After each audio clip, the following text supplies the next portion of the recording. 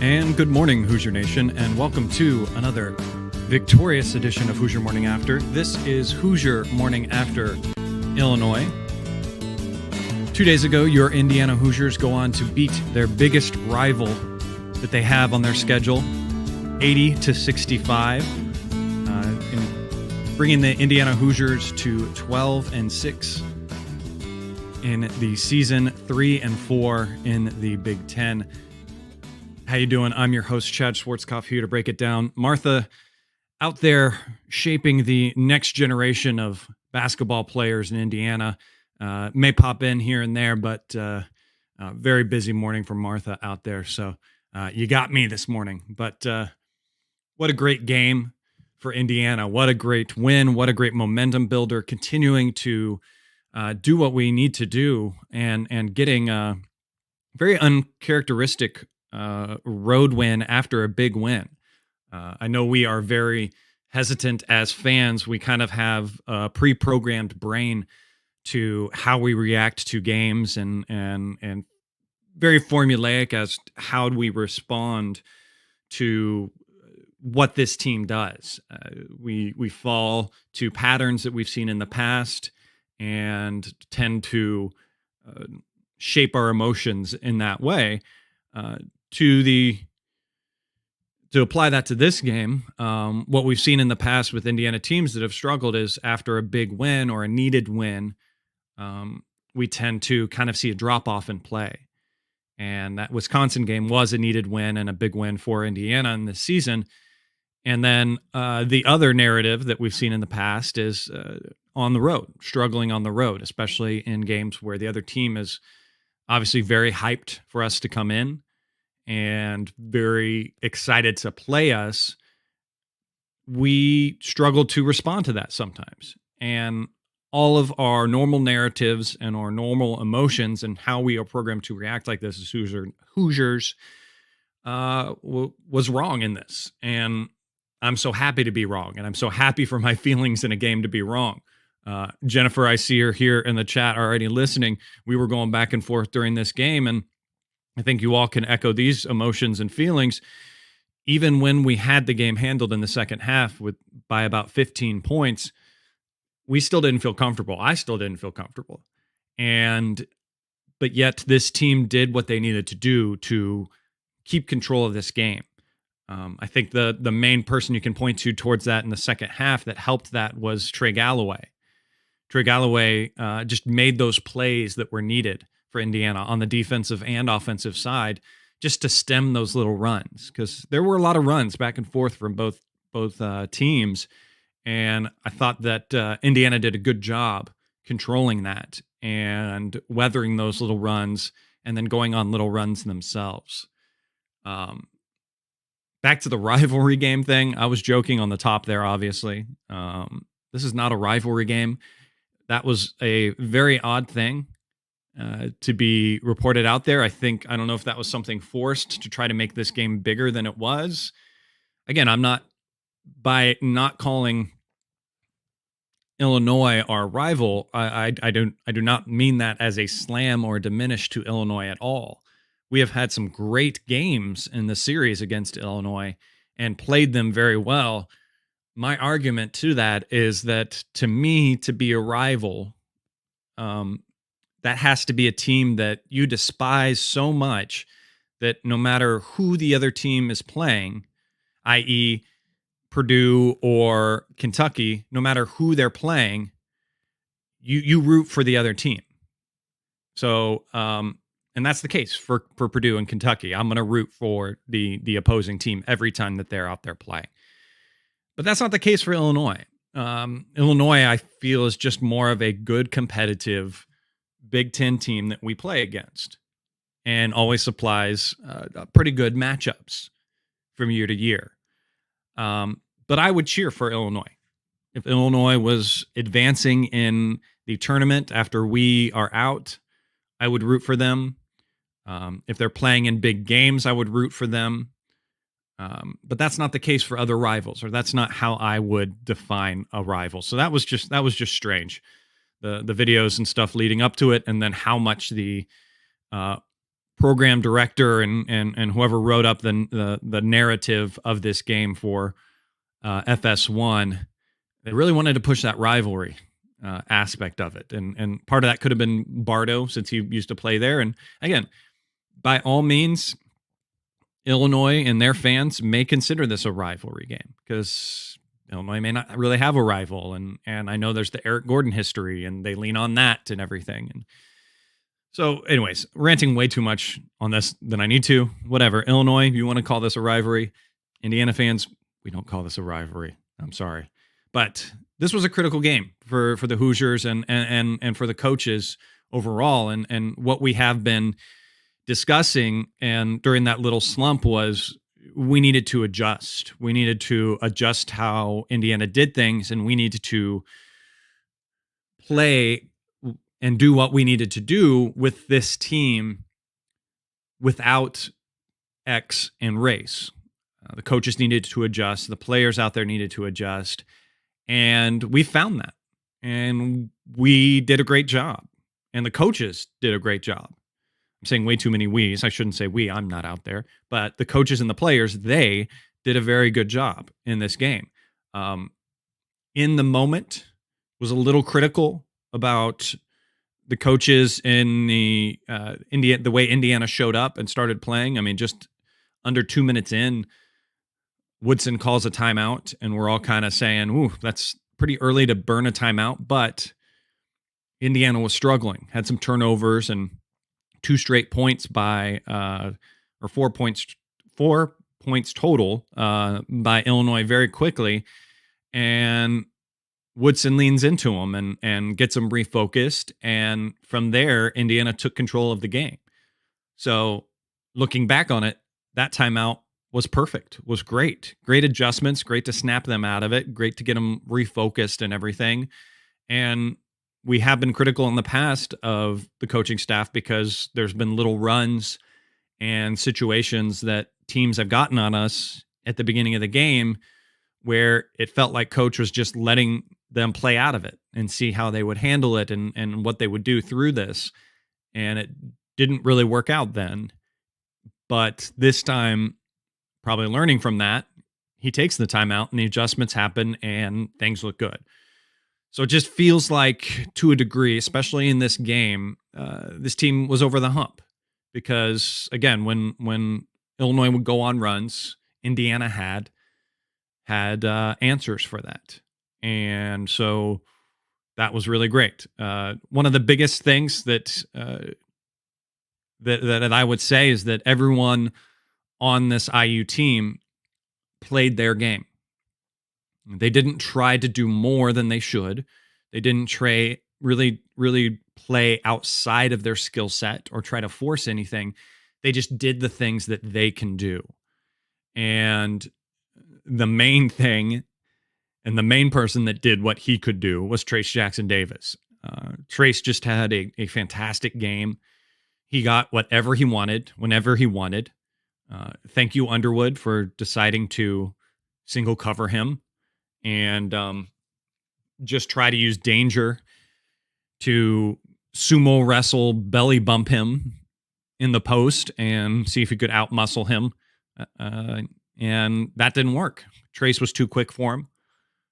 Trace was able to kind of do whatever he wanted to do against him and did a great job against the physicality that Danger was giving him, because we all know, we've seen in the past, Trace can struggle a little bit when bigs get a little bit that are bigger than him, that are solid, throw him off his game. But Trace just had it on a different level and showed the all-star that he is and that he can be.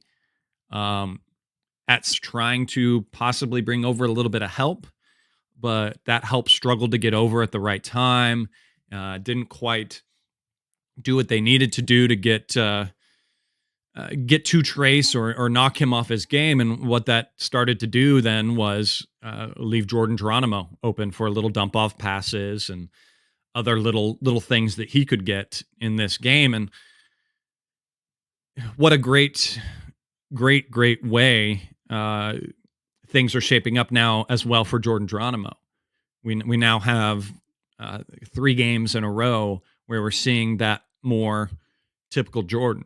Yeah, I'll go back to the Penn State loss and say that we kind of started to see that out of Jordan. And he's just, again, like I said about this team overall, just playing his game, playing in his wheelhouse, playing and doing the things that we saw at the end of last year, being there ready to catch the ball from Trace and knock it in, being there on the glass and ready to clean up things and go back up. I mean, Jordan finished with 13 points, 6 for 8 from the field, 1 for 3 from 3. That was great to see too, that big high arcing 3 that he did make early in the game. 8 rebounds overall. So very close to a double-double for him. 3 fouls, 4 turnovers, 3 blocks, in 30 minutes. So he played a good amount of the game and did the things that IU needed, and just continues to have that great skill set that meshes so well with Trace Jackson Davis, being such a great support piece to him, giving him the outlet pass, being the guy that can come over and get those rebounds, that can clear out for him. Just love to see what Jordan is doing with his game. One of his turnovers or so, again, he tries some things sometimes where he's dribbling when he shouldn't and doing a little bit of things, which is fine. He's trying to expand his game a little bit, so I don't mind some of that from him. But love what we're getting out of him and how that's trending, and just needs to continue to stay forward. Actually, again, we're going to point back to that sit down with coach and whatever that did miracles for him in his game. Jalen Hood-Schifino did a great job orchestrating the offense and doing the things that he needed to do for this team. 10 points, 5 for 12 from the field. Didn't shoot a 3 in this game, which was very interesting, and didn't get to the free throw line, which is a whole nother thing to talk about that I'll maybe mention here in a bit. But just like how he is maturing and getting into this role. And he did a lot better in this game for me, because that's my biggest criticism of him and his game, is that he tends to try to take shots of his own too soon in the shot clock. I didn't feel like that was much of the case in this game. So bravo to Jalen Hood-Schifino in this game, continuing to be the man to handle that ball and everything. And I can't wait once we get X back to see these guys complement each other, now that Jalen Hood-Schifino is firing all cylinders, and what those two can do next to each other is just going to be great. And I know it's going to be, we always have to temper our emotions and our expectations, someone coming off of injury. So once Race and X do come off, obviously there's going to be a little bit of a adjustment period for them and have to get their feet back and everything like that. But yeah, excited to see when those guys get plugged in there into this game. Miller Kopp had a decent game. I think his defense is still it's better than it has been. It's obviously not exactly where we would all want it to be, because he can get beat off the dribble a lot, and was a little concerned when they had him against one of their better players and better drivers, that was going to get eaten up here. I think it's Coleman. He was on him in the second half, and some of those runs had me a little concerned that we would need to switch off and figure things out, but he did a good job, and got that 1 3-point shot that was great in the rhythm of the offense and ready to be supportive there. So again, everyone to me had good games and played games within themselves. And there's not enough to say about how much these two games are needed, especially into the stretch that IU is about to head into. IU has a big game tomorrow. It's at home, Michigan State, 12 o'clock. That is, Michigan State is doing a lot of good things right now. They're always a good coach team, and Assembly Hall is going to be rocking. Students need to get there, need to be excited, need to be loud and everything. So that game, we need to stay locked in, and we need to continue to do what we're doing, because the adjustments have been made, and the players are playing within themselves. And the other thing to speak of that was reported is Trace Jackson Davis, not only with his play on the court and how he's been playing, but he's showing in what has been reported to us, that the leadership has come back, and that I say come back, and I only say that because that's from our vision and our eyes. It's probably never left, but we're, again, not in the locker room. But just to hear that he called a player-only meeting and sat down with these guys before the Wisconsin game, and whatever that did, refocused everyone as well, and got them going. And you hear about these moments about every season. Teams need that kind of reset, that accountability with each other, and it has paid off in the short run right now, and hopefully it just continues to pay off for Indiana in the long run. Moving on to look at maybe a few of the stats in this game. Obviously, the biggest thing is our defense in this game was back to what it needs to be, making the other team uncomfortable, keeping Illinois to 0.98 points per possession. In the first half, when defense was really cooking, they were at 0.89 points per possession. So just locking down on them.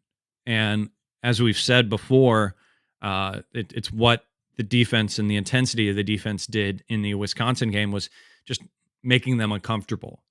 And that's what happened to Illinois. They were uncomfortable. Indiana was forcing them to try to beat them one-on-one. They weren't getting into the plays that they wanted to, in the rotations, and bumping them on screens and keeping things going. And that's great. And that's kind of what led to maybe the other stat that's a little frustrating, and we continue to talk about, which was the fouls. 20-9. Indiana was called for 20 fouls to Illinois' 9. There was 13 minutes in the second half when Illinois was not called for a single foul.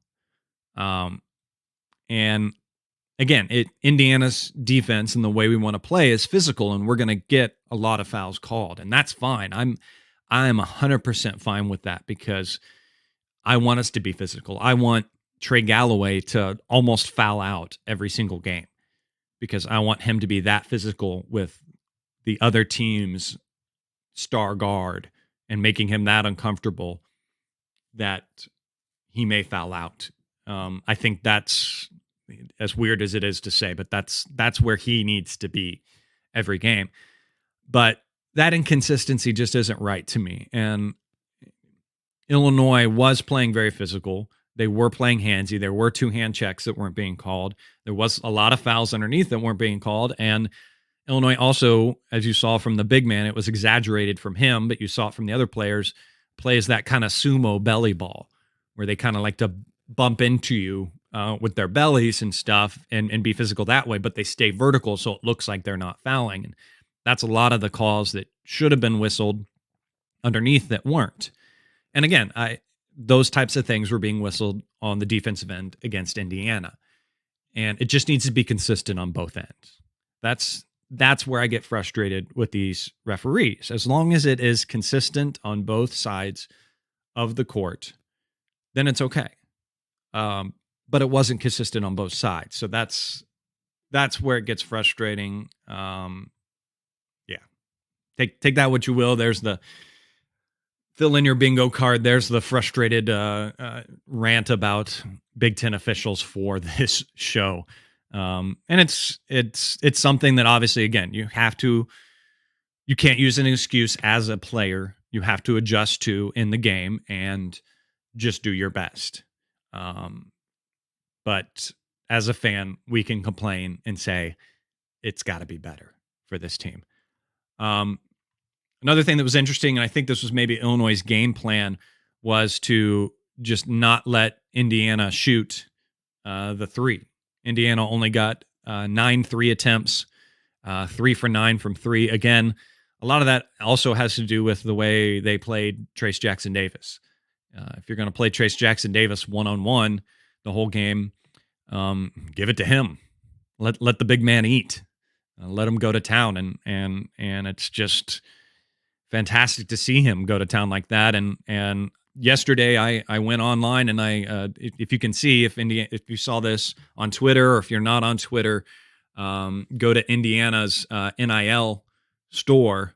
They are now selling jerseys that are have the names of the players on the back. So I went and clicked on the link just to look at it and scroll through it, and wasn't necessarily planning on buying any jerseys or anything. I was like, oh, I really like X. I might get an X jersey. And then I saw Trace's, and I was like, you know what? Trace is that kind of one in a lifetime player. He's that such a program changer. And I think he's really going to be that player that we look back on as IU fans and say he was one of the ones that kind of was that jump start to get things going. He kind of filled in a little dark period and brought some light for IU. Not in the way we had a few guys do for Indiana in the Crean era when we were kind of rebuilding things there. So I bought a Trace Jackson Davis jersey. So I'm excited for that to come in. I don't know if you'll see me wearing it or if it's going to pop back on the wall here, or when I move my office in the house, if it's going to be there. But check those out, because I do know a percentage of that goes to players, and they have the women's team as well. So get yourself a men's jersey or a women's jersey and know that part of that is going to go to these players. It's just awesome to see. So anyways, so exciting to see this momentum and the play that we're getting out of this team right now. It's happening in the meat of the Big Ten as we get cooking, and there's a really, really important 4-game stretch here for Indiana moving forward. Michigan State, like I said, is tomorrow. Really would love to get that one. That kind of puts us in a good spot to then Wednesday we have Minnesota at Minnesota, and then we come back home for Ohio State. And then on Tuesday, the 31st, we have Maryland at Maryland. Really hope to try to go 4-1 in that stretch. Feeling the Michigan State game, you win that one, and you feel a lot better if you drop one of the other ones. And then obviously February 4th, coming back home against Purdue, and that game obviously is just going to be electric and fire. And you hope that Indiana, these 4 games coming up, has good momentum and some good play going into that game, because that's just going to be such an electric game and everything. And who knows, by that time, maybe Race is ready to go for a little bit. I know Race would probably, in his final year at IU, not want to miss that game at home. So very exciting for this team, very exciting in the way that they responded and the way that they're playing right now.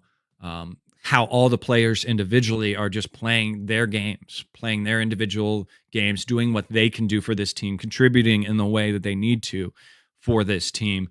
So just an excited time, and so great to see what this team can do tomorrow.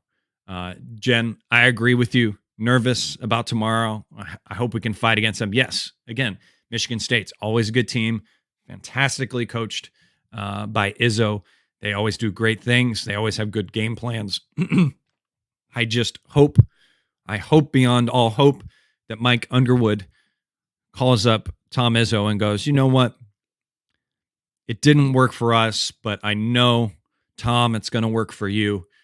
Just single cover Trace Jackson Davis. You don't need to double him. Your team's got this. Single coverage him, and your team will win against Indiana. Not going to happen, but we can all hope. So that's going to do it for this edition, guys, of Hoosier Morning After. Thanks for being with me. We'll get Martha back on the next one and everything after a hopeful big win tomorrow at Assembly Hall. It's going to be rocking. It's going to be energetic. Got to have my blood pressure pills probably ready, because it's going to be very emotional. It's going to be a very crazy one. And we'll see you there on Monday morning for Hoosier Morning After Michigan State. Special thanks to those that are watching and listening, those listening on the YouTube, and those that watch on the podcast.